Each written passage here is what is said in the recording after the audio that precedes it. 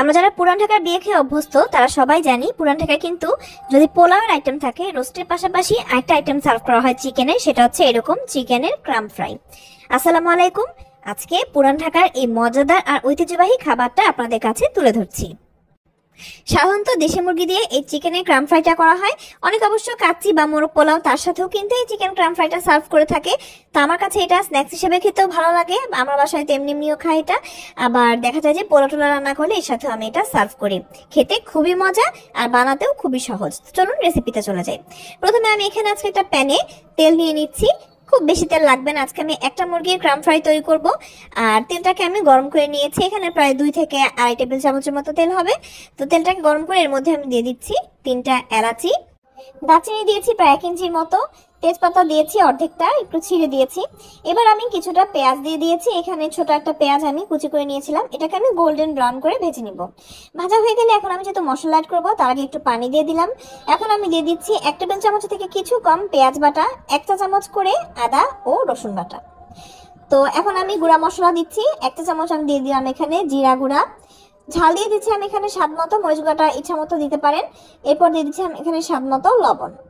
এরপর আমি যেটা অ্যাড করবো সেটা হচ্ছে সামান্য জায়ফল ও জয়ত্রীর গুঁড়া। এটা অবশ্যই মিস করবেন না, এটা মিস করলে কিন্তু বিয়ে বাড়ির যে একটা ভাব বা একটা শাহী ভাব সেটা কিন্তু আসবে না। তো সমস্ত মশলা ভালো মতো কষিয়ে নিচ্ছি, আর একটু পানি দিয়ে দিলাম। তো যখন মশলাটার উপরে তেলটা চলে আসবে তখন আমি চিকেনগুলো দিয়ে দিচ্ছি। আর আজকে যেহেতু আমার ছেলে খাবে বা একটু তাড়াতাড়িও আছে আমার, তো রান্না করার জন্য আমি মুরগির যে সোনালিকা যে ভার্সনটা সেটা নিয়েছি। আর এটা কিন্তু আমি কোনো কেচে নিইনি বা কিছু না, জাস্ট যেহেতু আমি আগে রান্না করবো সেহেতু জাস্ট আমি এটাকে রোস্টের মতো 4 ভাগ করে দিয়ে দিলাম। তো ভালো মতো এটাকে আমি কিছুক্ষণ কষিয়ে নিব এই মশলাটার সাথে। প্রথমেই কিন্তু পানি দিব না, শুকনাই আমি এটা মশলার সাথে কষিয়ে নিব, কারণ মুরগি থেকেও কিন্তু কিছুটা পানি বের হবে।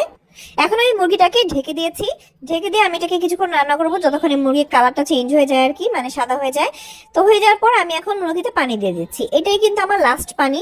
এটা হচ্ছে বলতে পারেন যে মুরগিটা সেদ্ধ হওয়ার পানিটা আর কি, খুব বেশি কখনোই দেওয়া যাবে না, সামান্য পরিমাণ পানি দিতে হবে যেন মুরগিটা জাস্ট সেদ্ধ হতে পারে। আপনি যদি এখানে ঝোলের পরিমাণে দিয়ে দেন তাহলে কিন্তু এই ঝোল লাস্টে একদমই টানানো যাবে না।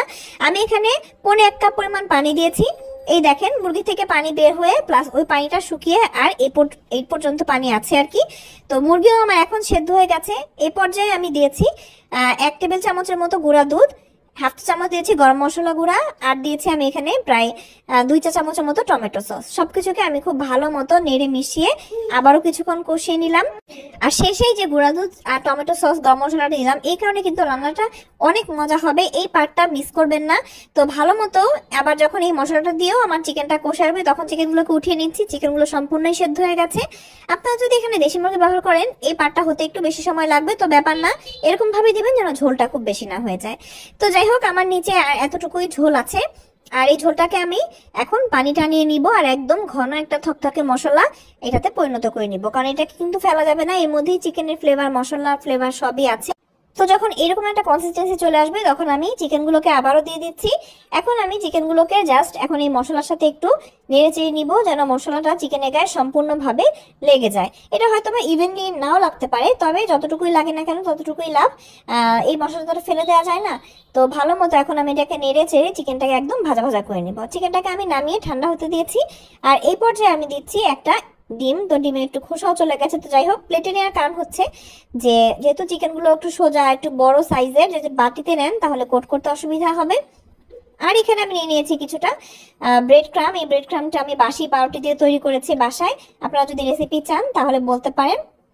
আর অবশ্যই কে কোনখান থেকে আমার এই ভিডিওটা দেখছেন এটা জানাতে ভুলবেন না, কমেন্টে অবশ্যই লিখবেন। এখন আমি একটা চিকেন নিয়ে ডিমটাকে এরকম ভাবে চিকেনের উপর দিয়ে লাগিয়ে দিচ্ছি। খুব আলতো হাতে করতে হবে কাজটা, নাহলে কিন্তু মশলাটা একদম ডিমে ট্রান্সফার হয়ে যাবে। দেখেন আমার কিন্তু যে মশলাগুলো সেটা মুরগির গায়ে লেগে আছে, তো খুব হালকা হাতে করলে কিন্তু সমস্যা হবে না। যেহেতু চিকেনের পিসগুলো সোজা না, তো এই ক্রাম কোটিং করাটা একটু ট্রিকি, বাট একটু চেষ্টা করবেন একটু দেখে দেখে দিতে যেন কোনো পার্ট বাদ না থাকে।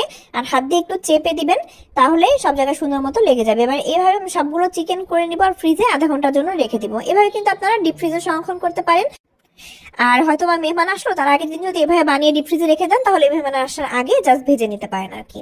আর ভাজার জন্য আমি একটা ছড়ানো প্যান নিয়ে নিয়েছি, এর মধ্যে দিয়ে দিলাম 1 টেবিল চামচ ঘি। এইটা কখনোই মিস করবেন না, তো তেল আর ঘিটা যখন হালকা গরম হয়ে যাবে তখন আমি চিকেনের পিসগুলো দিয়ে দিব। খুব গরম তেলে দিলে কিন্তু চিকেনটা পুড়ে যাবে বাইরের পার্টটা।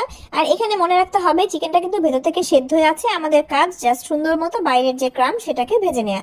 তাই কখনোই খুব বেশি হিটে করা যাবে না। আর এইভাবে যদি চামচ দিয়ে উপর দিয়ে একটু তেলটাকে উঠিয়ে উঠিয়ে দেন, খুব তাড়াতাড়ি কাজটা হয়ে যাবে আর কালারটাও সুন্দর আসবে। তো এই তো আমি চিকেনগুলো ভেজে নিয়েছি, এবার জাস্ট সার্ভ করার পালা। রেসিপিটি কেমন লাগলো জানাবেন। আল্লাহ হাফেজ।